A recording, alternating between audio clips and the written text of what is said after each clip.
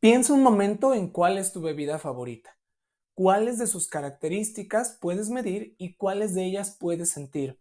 ¿Se pueden expresar las dos de la misma manera? El día de hoy vamos a aprender cuál es la diferencia entre las propiedades cualitativas y cuantitativas de la materia. Comenzamos.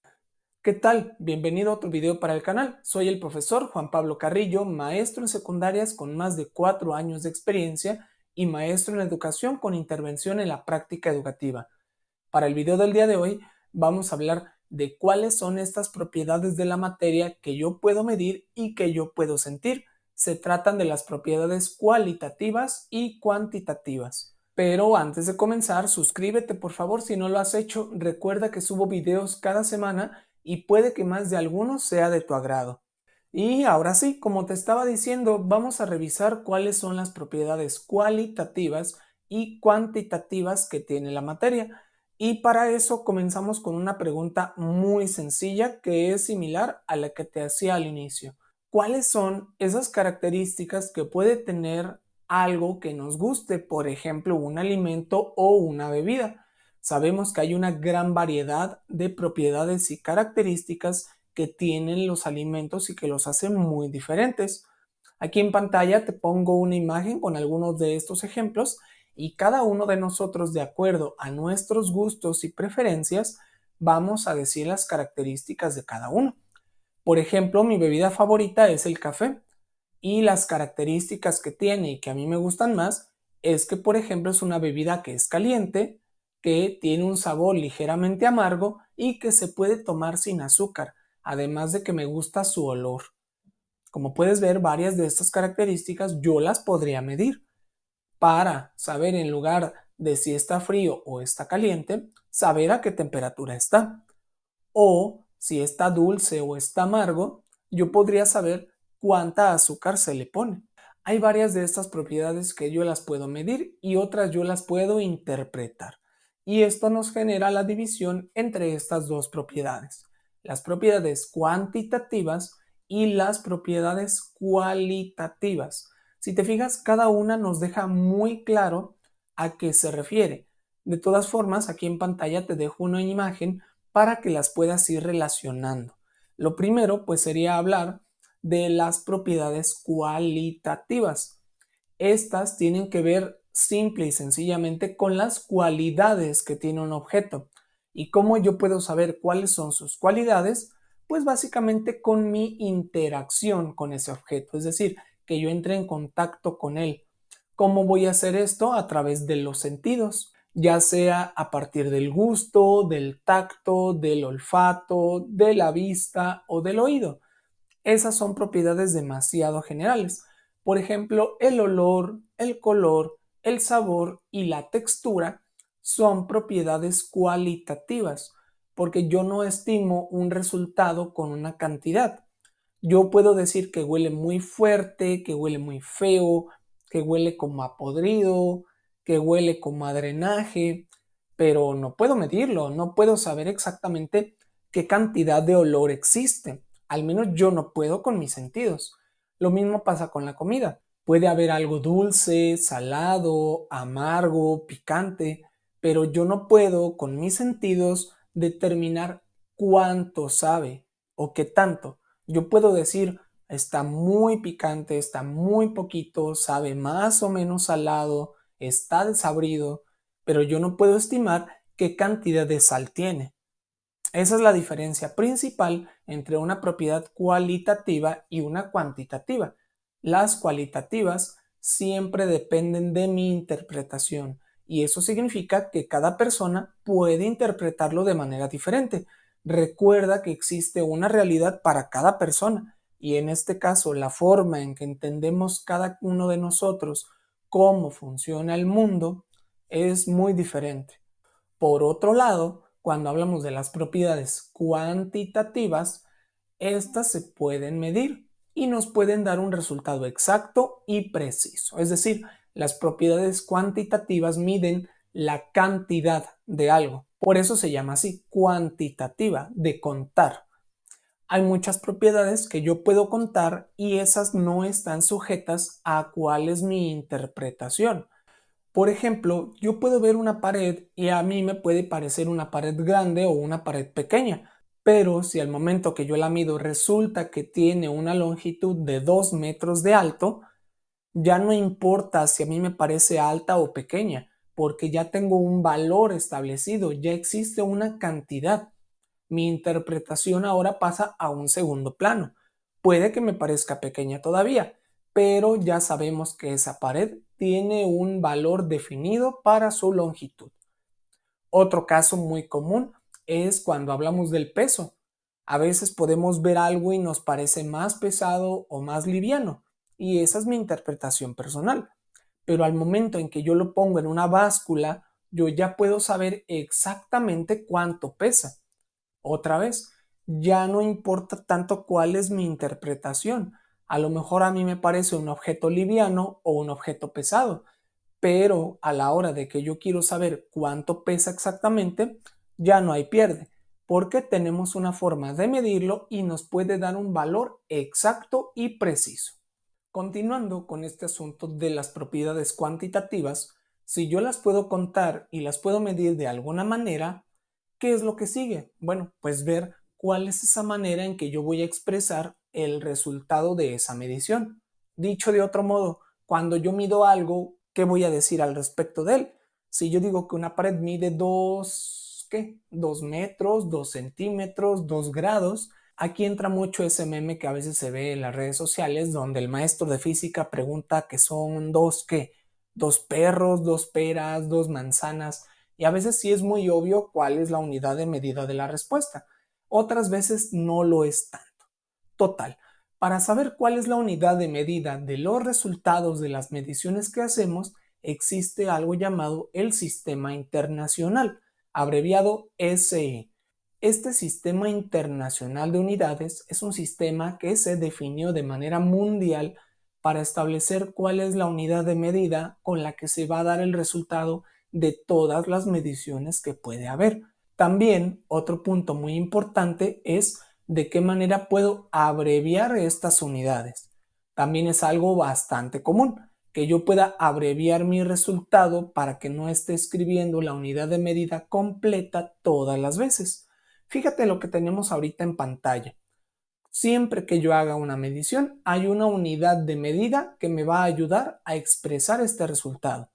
Por ejemplo, tenemos que para la longitud, la base de las mediciones es el metro. No significa que sea la única que existe, porque existen los centímetros, los milímetros, los hectómetros, los decámetros y los kilómetros. Y podría seguir, hay muchísimas. Es importante reconocer que el metro es la parte central y se abrevia solamente con la letra M minúscula. Ojo con ese detalle porque es muy importante. Siguiente, para medir la masa, la unidad básica es el kilogramo y se abrevia con la letra K y la letra G. Nada más. También existen unidades más pequeñas y más grandes. Para hablar de la temperatura, los grados más usuales son los grados Kelvin. Sin embargo, aquí en México es más común hablar de los grados Celsius o centígrados. Y también está bien, también se puede expresar en esa unidad de medida. Solamente que si tú lo vas a representar en un examen o en un estudio de manera internacional, lo usual es convertirlo a grados Kelvin. Pero para la vida cotidiana los grados centígrados funcionan excelente, ¿eh? Para hablar del tiempo tenemos los segundos y ojo, se abrevian solamente con la letra S. Sabemos que existen unidades más grandes como pueden ser los minutos, las horas o los días, etc. También tenemos la corriente eléctrica, que en este caso son los amperes. No vamos a hablar mucho de ellos porque no tienen mucho que ver aquí en la materia de química. También la cantidad de sustancia. Este es muy importante cuando hablamos de la cantidad de materia de los elementos químicos. Generalmente cuando hablamos de los elementos químicos usamos esta unidad de medida llamada mol. Si tú ya estás en la preparatoria, estoy seguro que ya has de haber escuchado este término, y para los que estamos en secundaria es algo de lo que vamos a hablar más adelante. Pero quiero que veas que el término mol no se abrevia, solamente se deja como mol. Es la manera en que se abrevia. Por último, tenemos la intensidad luminosa, que es la candela. Tampoco vamos a hablar mucho de ella porque es más un concepto de física que de química. Una vez que hemos visto esto, quiero mostrarte lo siguiente que está en pantalla. Las unidades tienen una forma de abreviarse muy específica.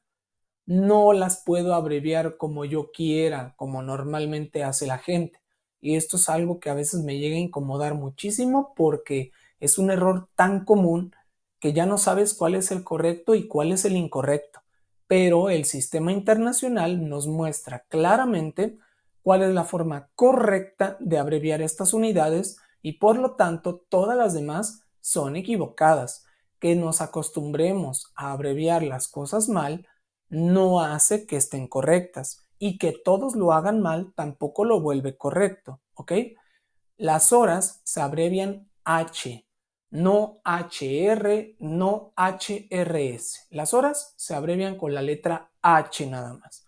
Este es un error muy común que veo en muchos anuncios de farmacias o de negocios que dicen que están abiertos las 24 horas y abrevian horas con HRS. Eso está equivocado y de hecho se podrían ahorrar 2 letras al momento de hacer sus letreros. Pero bueno, los segundos se abrevian con la letra S nada más. Un error muy común es abreviarlos con la letra SEG. Lo correcto es solamente abreviarlo con la letra S. Otro caso muy común es el de metros. Así sea 1 metro o sean 80,000 metros, la forma de abreviarlo es solamente con la letra M minúscula. No es MT, no es MTS y no es M mayúscula. Solamente la letra M minúscula. Estos errores también los he visto mucho en letreros en la carretera, en anuncios de obras de construcción. Lo correcto es solamente abreviarlo con la letra M. No tiene caso hacer una abreviación si lo van a abreviar casi igual que el nombre completo. De hecho, es hasta ilógico. Así que para abreviar metros, solo la letra M. Y por último, otro caso muy común es el de los gramos. Gramos se abrevia solamente con la letra G. Así sean 2 o sean 200,000, solo se abrevia con la letra G.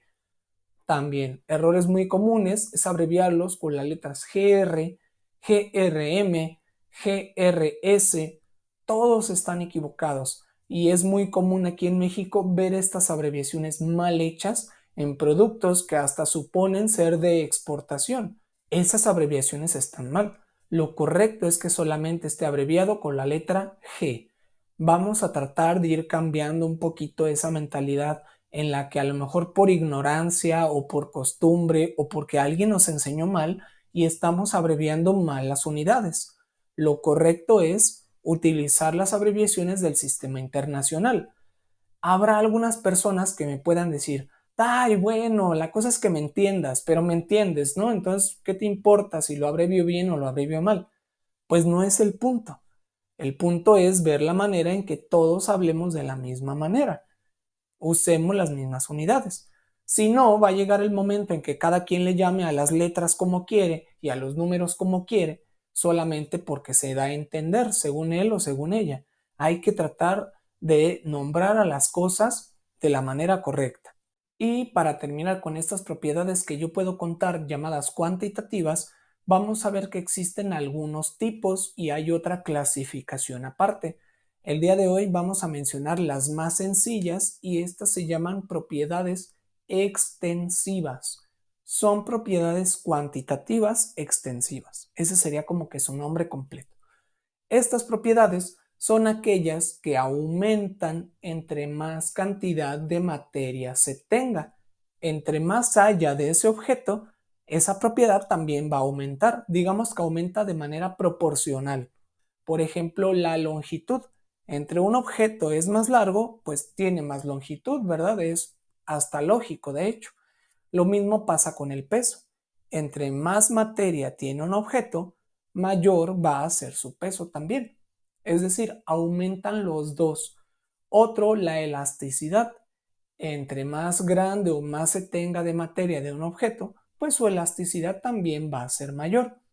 Otro es el volumen, también es bastante lógico, entre más volumen, más materia. Están relacionados. Y por último, también estamos hablando de la masa. Es muy importante y quiero terminar el video platicando de esa parte, la diferencia entre lo que es la masa y lo que es el peso. A veces puede parecer que es lo mismo y en la vida cotidiana se usan prácticamente para lo mismo.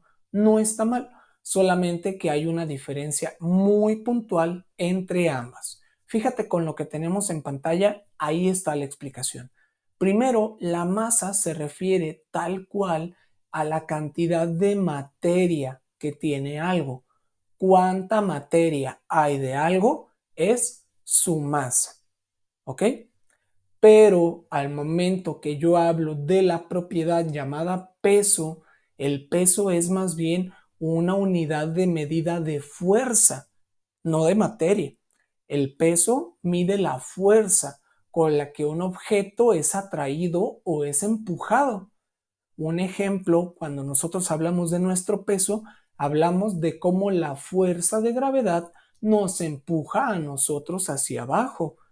Por eso es que podemos medir cuál es nuestro peso, que no es lo mismo que la masa. La masa es la cantidad de materia que tenemos, pero el peso es la cantidad de fuerza con la que los objetos son atraídos en alguna dirección. Y te voy a poner un ejemplo muy sencillo para que lo entiendas. Cuando tú apoyas la mano sobre una báscula, te dice cuál es el peso que tiene. Pero, ¿qué pasa si yo quiero aumentar el resultado que diga la báscula? Pues muy fácil. Puedo hacer fuerza con mi mano hacia abajo. Y al momento en que yo hago fuerza con mi mano hacia abajo, la báscula está detectando un valor mayor. ¿Qué quiere decir? ¿Que tengo más masa? No, mi masa no ha cambiado. Pero ¿qué sí cambió? Cambió el peso que tiene mi mano. Cambió el peso porque ahora hay una cantidad mayor de fuerza aplicándose sobre ella. ¿De dónde proviene esa fuerza? Del resto de mi cuerpo que está ejerciendo presión sobre mi mano. Por eso es que yo puedo aumentar o reducir el resultado que diga la báscula al momento que mide mi peso.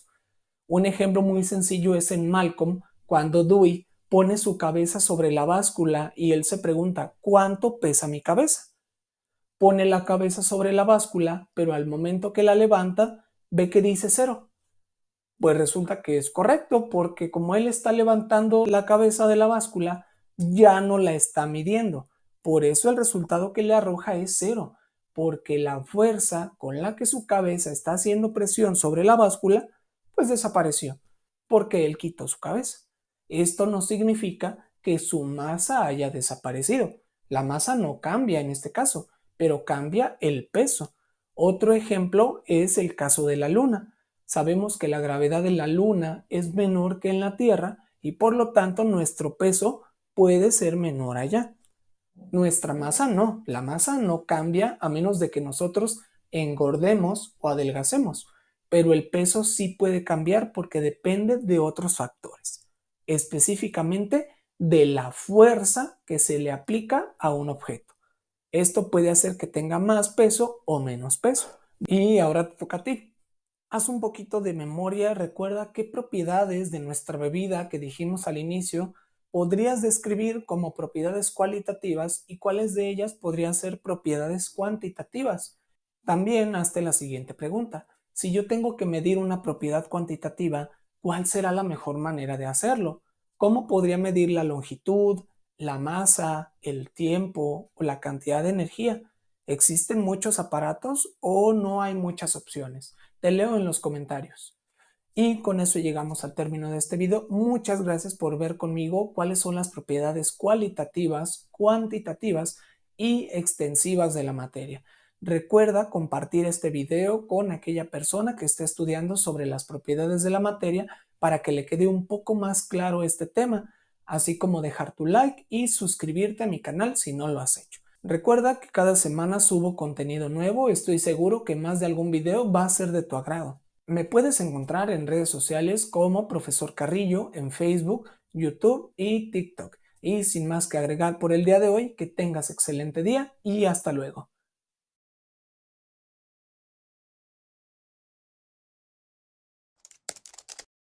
¿Cómo convertir gramos a kilogramos o kilómetros a millas? En el video del día de hoy, quédate conmigo para hacer esta conversión de unidades a través de algunos ejercicios prácticos. ¿Qué tal? Bienvenido a tu video para el canal. Soy el profesor Juan Pablo Carrillo, maestro en secundarias con más de 4 años de experiencia y también maestro en educación con intervención en la práctica educativa. Para el video del día de hoy vamos a practicar con algunos ejercicios sobre un tema que es muy relevante en nuestra vida cotidiana. Estoy hablando de la conversión de unidades. Independientemente de la profesión que tengamos o a lo que nos dediquemos, la conversión de unidades es parte de nuestra vida diaria. Sé que hoy en día ya hay aplicaciones o programas que la pueden hacer de manera automática, pero nunca está de más poner en práctica nuestro cerebro y realizar algunos de estos ejercicios de manera manual. Y es algo que hacemos de manera cotidiana en las escuelas también.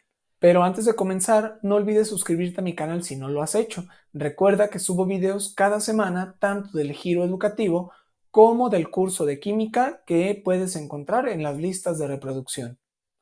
Muy bien, pues como te decía, el subtema del día de hoy trata sobre algunos ejercicios de conversión de unidades del Sistema Internacional, abreviado SI.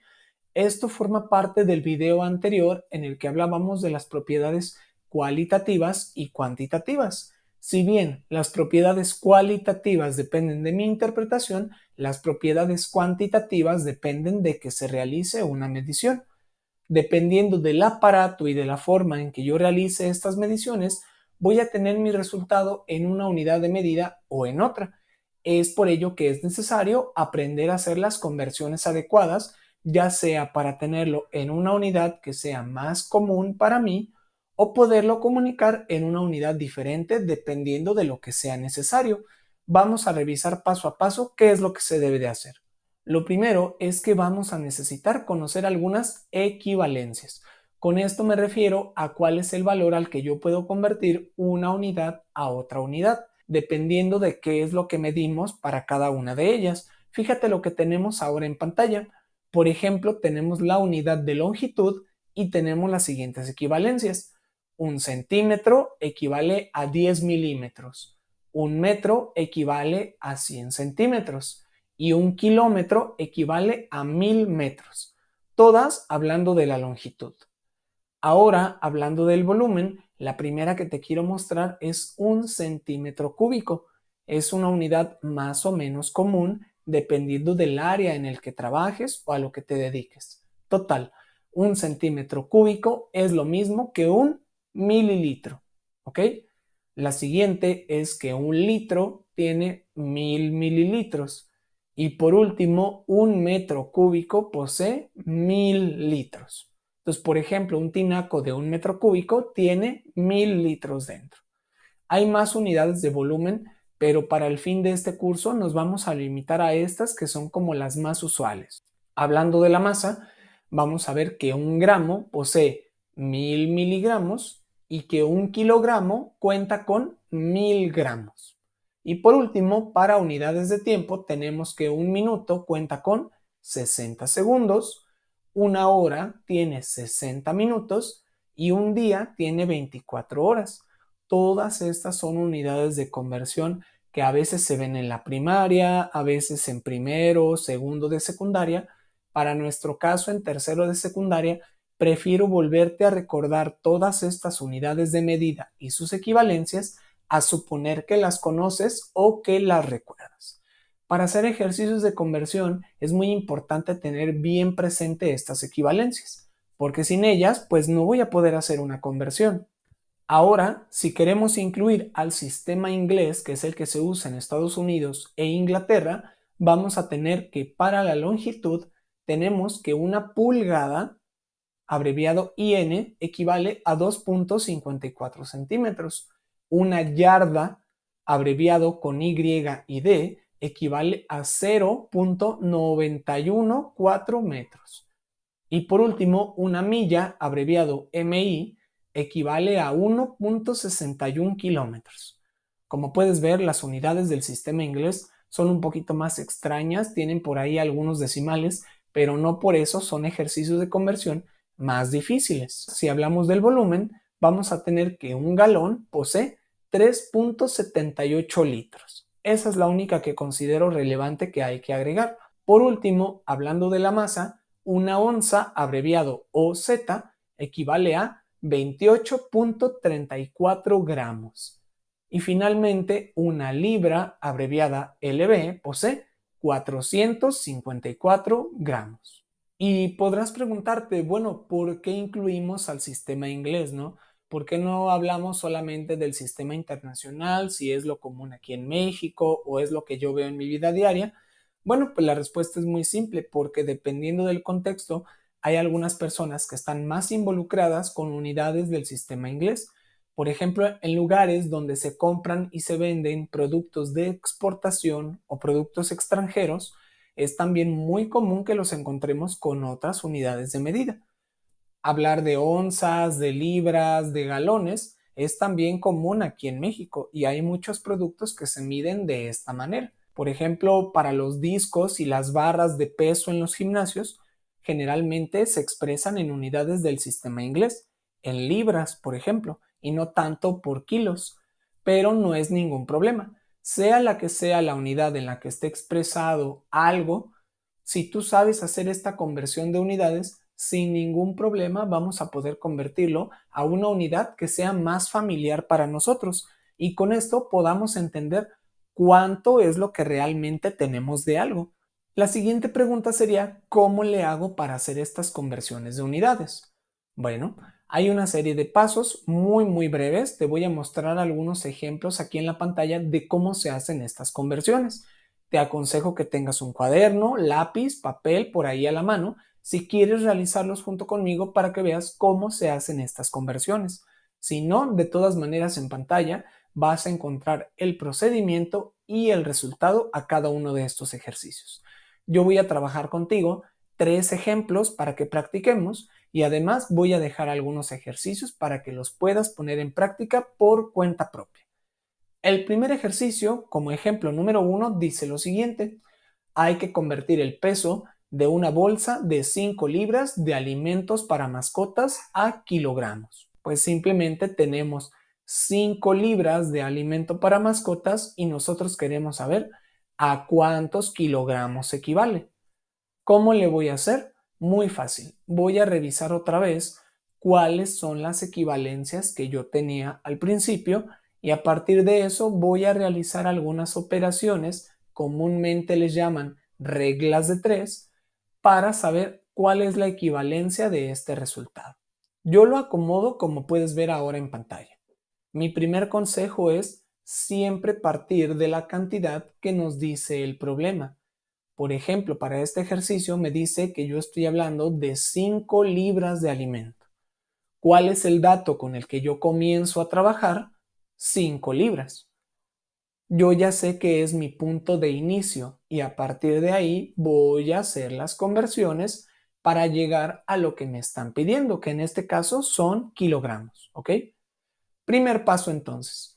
Anoto mis 5 libras aquí y ahora voy a acomodar la operación que yo debo hacer para realizar la conversión. Si te acuerdas, vimos hace un momento en las equivalencias que existe una conversión de libras a gramos. Quedamos, por ejemplo, que una libra equivale a 454 gramos. Como yo conozco esta conversión, la voy a utilizar y voy a acomodar una operación como se ve ahora en pantalla. Es una multiplicación y una división. La pregunta más común es, ¿cuál debo multiplicar y cuál debo dividir? La respuesta es muy fácil. Siempre se va a realizar la multiplicación por el valor al que yo quiero llegar, por la unidad a la que yo quiero llegar. Y se va a dividir entre la unidad que yo ya conozco actualmente. Es decir, como si la fuera a desplazar. Al momento en que yo hago la división entre la misma unidad de medida con la que yo inicio, digamos que la desplazo o la elimino. Y al momento en que yo la elimino, me quedo solamente con la unidad que estaba en la parte superior, es decir, la que se está multiplicando. Vamos a revisar el ejemplo que está en la pantalla. Si te fijas, yo ya estoy multiplicando las 5 libras, pero las estoy multiplicando por 454 gramos. Quiero que notes ese detalle. Lo multiplico por la otra unidad que es diferente. Las libras multiplicadas por los gramos. Y al final va dividido. ¿Dividido entre qué? Pues entre la equivalencia. Quedamos que 454 gramos equivale a 1 libra. Por lo tanto, la operación final es 5 por 454 dividido entre 1. Y al momento en que yo realizo la operación, me da un total de 2270.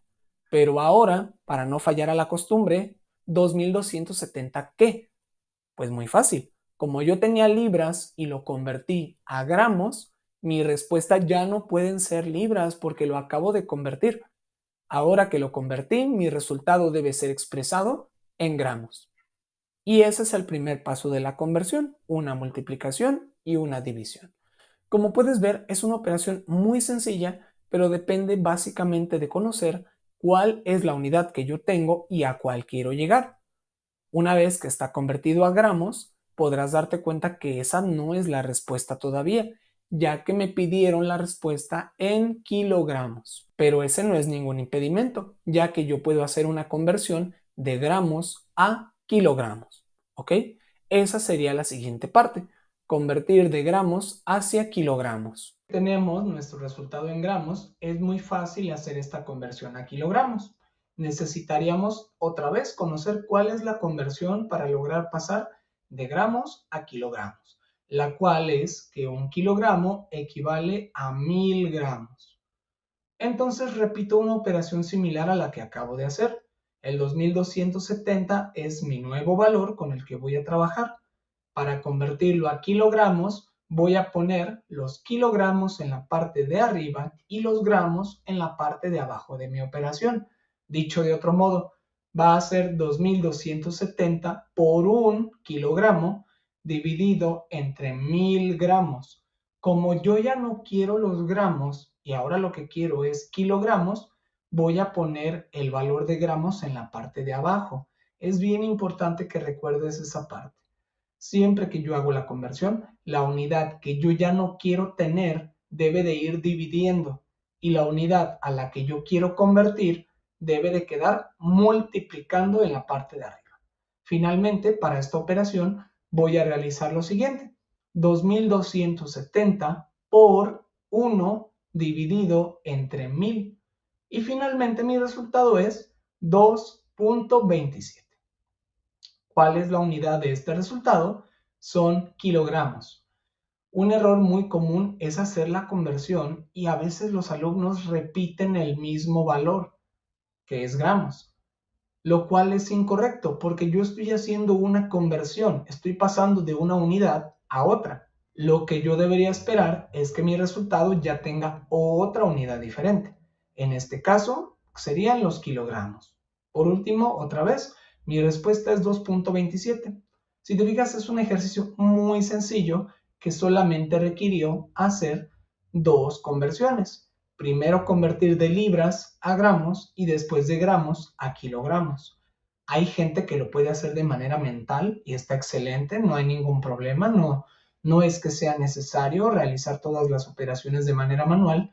Lo que sí está equivocado es hacer las conversiones directas con algún programa o con alguna ayuda. La idea para este caso es practicar y estimular un poquito esta parte del desarrollo cerebral para poder llevar las operaciones a cabo. Vamos a ver un segundo ejemplo, pero ya un poquito más rápido. Para este ejemplo número 2 nos dice que hay que calcular cuántos minutos tienen 7 días.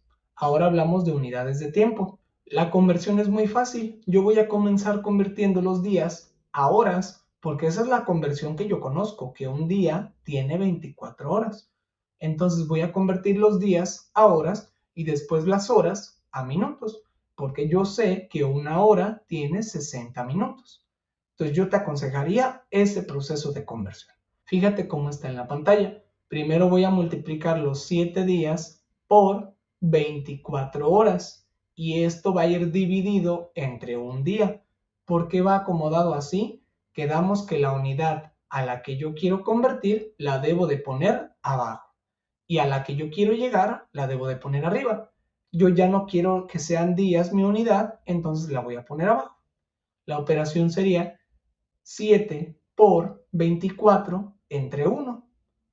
El resultado ahora son 168 horas, ya no días, porque ya la convertí. Y ahora estas horas las voy a convertir a minutos y voy a utilizar este dato, el 168. Lo voy a multiplicar por 60 minutos y va a ir dividido entre una hora. ¿Por qué? Porque yo ya no quiero la unidad en horas y ahora la quiero en minutos. Por lo tanto, una hora debe de ir dividiendo y 60 minutos debe de ir multiplicando. Acuérdate muy bien de eso. La unidad a la que yo quiero llegar debe de ir arriba y la unidad que yo quiero convertir debe de ir abajo. La operación sería 168 por 60 y dividido entre 1. Finalmente el resultado me da 10.080 minutos. Te invito a que lo corrobores con alguna calculadora o a mano también lo puedes realizar. Como puedes ver, pasamos de tener 7 días ahora a tener 10.080 minutos. Finalmente, un ejercicio diferente y ligeramente más complicado es el ejemplo número 3. ¿Cuántas yardas hay en una autopista de 120 kilómetros? En México se miden en kilómetros, pero en Estados Unidos se miden en yardas. Entonces vamos a hacer una pequeña comparación. Primero voy a convertir estos kilómetros hacia metros, porque yo conozco una conversión. Yo conozco que un kilómetro tiene 1000 metros. Es la primera operación que voy a hacer. Como yo quiero convertirlo a metros, voy a poner los kilómetros abajo y me va a quedar de la siguiente manera. 120 por 1000 entre 1. Cuando yo realice esta conversión, mi resultado va a pasar de ser de kilómetros, ahora van a ser metros. Por lo tanto, mi respuesta ahora es 120.000 metros. Este resultado que ya está en metros, es muy fácil convertirlo a yardas. ¿Por qué? Porque anteriormente yo te pasé una equivalencia de cuántos metros hay en una yarda y es la que vamos a utilizar. Nos va a quedar de la siguiente manera. Yardas va a quedar en la parte de arriba porque es a donde quiero llegar. Y un metro va a quedar en la parte de abajo porque es lo que quiero convertir. Finalmente mi resultado es 109.680, pero ya no son kilómetros, ya no son metros, ahora son yardas. Bien, finalmente con eso se hace este otro ejercicio de conversión.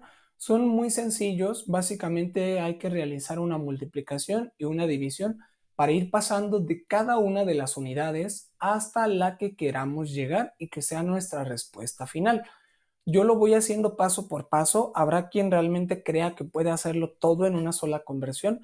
Yo no lo recomiendo y menos si apenas estamos aprendiendo a realizar este tipo de conversiones. Tal vez con la práctica ya sea más fácil realizar estas operaciones una seguida de la otra de manera continua hasta llegar al resultado. Yo prefiero ir paso por paso y de todas formas tampoco es que me tarde demasiado haciéndolo de esta forma. Y a esto que nosotros acabamos de realizar, que es el proceso de convertir una unidad a otra a partir de sus equivalencias, tiene un nombre y su nombre es análisis dimensional. Digamos que es la forma elegante, ¿no?, de llamarle a las reglas de tres, porque el análisis dimensional es un poquito más estructurado, más ordenado y nos permite entender por qué llegamos a esta unidad y por qué no llegamos a otra, cosa que con las reglas de tres no siempre ocurre porque son un poco más improvisadas y hay que prestarles un poco más de atención sobre cómo acomodamos el resultado. A partir de ahora espero te sea más fácil hacer las cosas con esto llamado análisis dimensional, que nos permite realizar las conversiones de manera ordenada y también más clara por si hay que explicarle a alguien el por qué llegamos a este resultado. Aunque no lo crean, es más común de lo que creen en los trabajos tener que hacer este tipo de conversiones, tanto para preparar medicamentos, materiales de construcción, en pruebas de laboratorios de química. Son muy comunes este tipo de operaciones.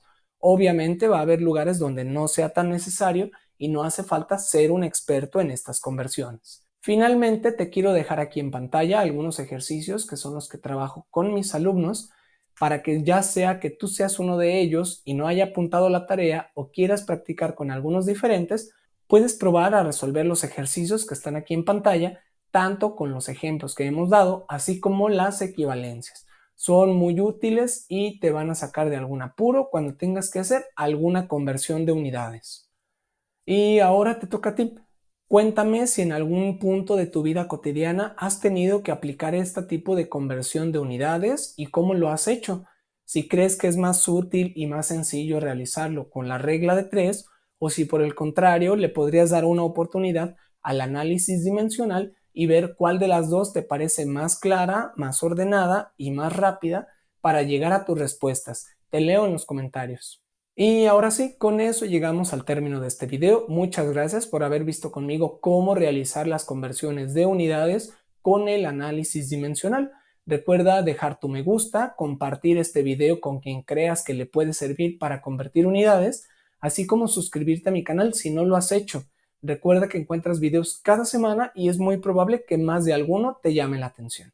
Recuerda que me puedes seguir en mis redes sociales, me encuentras como Profesor Carrillo en YouTube, en Facebook y en TikTok. Y sin más que agregar, muchas gracias nuevamente por tu atención, que tengas excelente día y hasta luego.